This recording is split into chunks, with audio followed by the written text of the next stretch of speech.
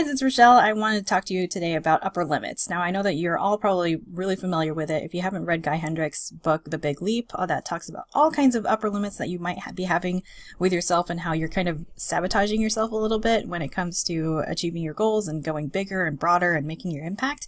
You got to read that book, okay? Gay Hendricks, The Big Leap. Read it, buy it, read it again, read it like 3 times, okay? Or at least read it halfway and then when you're like, your mind is blown, then go and implement what you learned. But you got to get that book, okay? Everyone who reads it always ends up with huge takeaways. And it's been just monumental in getting a lot of people unstuck so that you stop holding yourself back. So today I want to tell you a little bit about my version of dealing with my own upper limits, especially since I operate from like a faith-based base. I don't have a fancy way to say that, but you know what I mean. Like I have my own version of faith that I instill into my business, and I use it to carry myself forward, to remember that I'm here to make an impact and to serve and to make, the planet better. And of course, I have my own way of applying this upper limit philosophy, I guess. Okay, so just for an example, this weekend I had an awesome weekend with my family. I got to go out to eat some amazing sushi. I got treated out. I went to like a party, and then it was Super Bowl, and so we like ate all kinds of junk food, and we had a lot of fun and laughed a lot.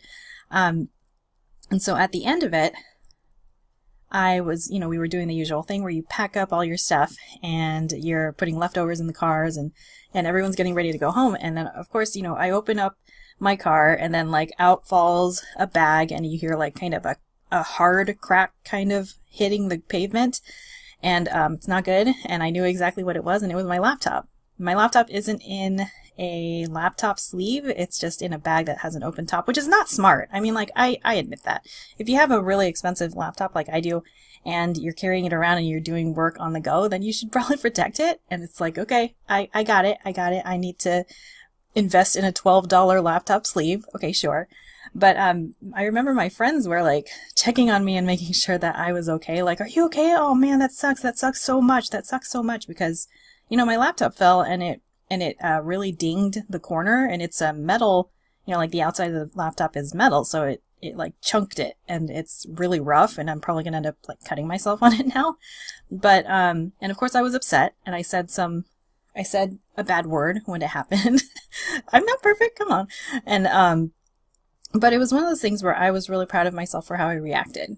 I didn't react immediately. I was just like, okay, well, that happened. I'm going to go. I just went home.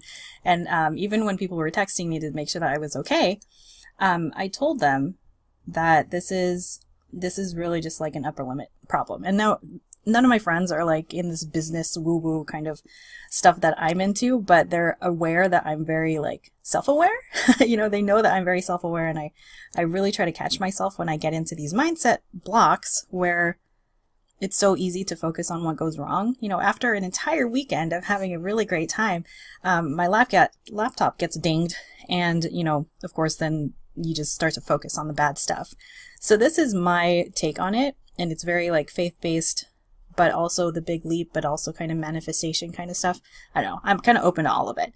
But what I say when things like this happen is that, I acknowledge that I had a wonderful weekend. And this is one bad thing that happened, and it was at the very end. So I know that it's related to that upper limit issue where you have a sequence of nice things happen, and then you kind of sabotage it a little. Not that I shoved my laptop at the floor or anything like that, but I acknowledge that, I kind of like brought this energy to myself, and that there's something to learn from it.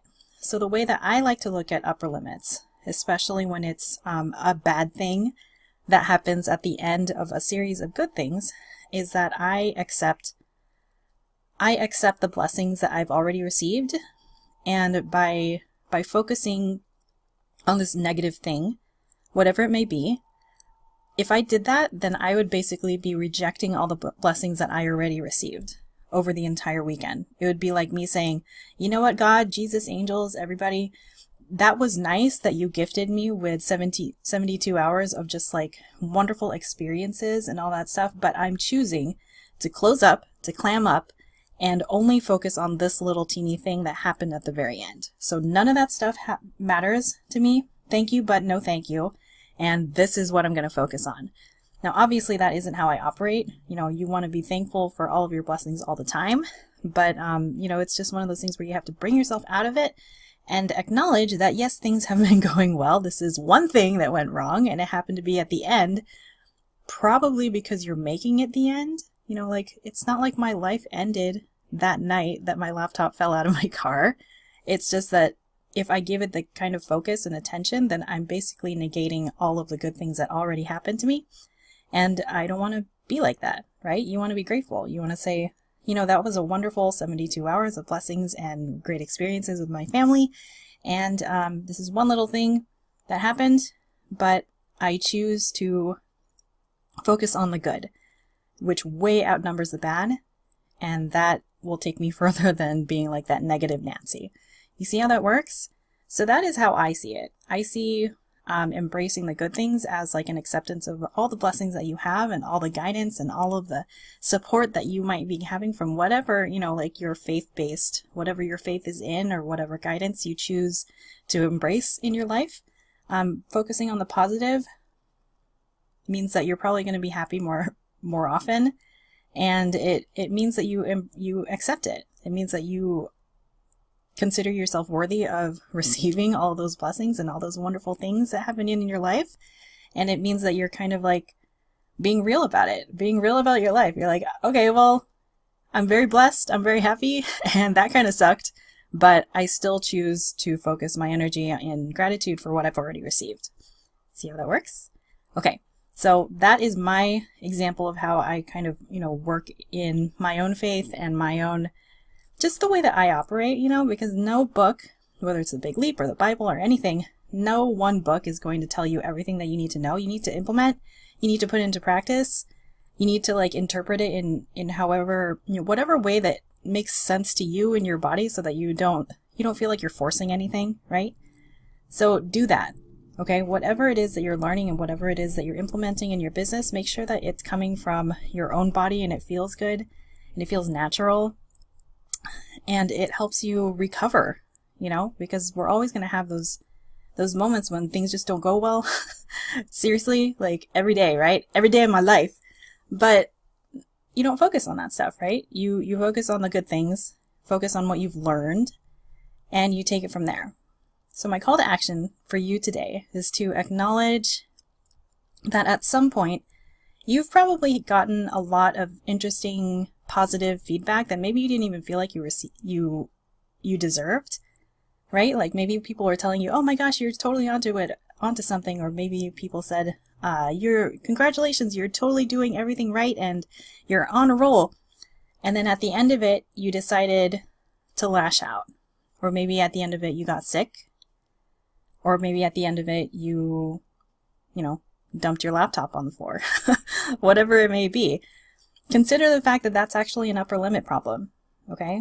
This is not the end of it for you, but you just have to be aware of when other people are giving you all of the external validation that you need at this time, and you're just like feeling so good, so good, so good, and then something doesn't work, that doesn't mean that it's the end for you. Okay? It doesn't mean that you have to drop everything and start all over. It just means that you're growing and that you're stretching yourself and you have reached your upper limit, but that means that you've acknowledged it and now you can actually step forward and take that leap of faith that you know you have to do eventually, right?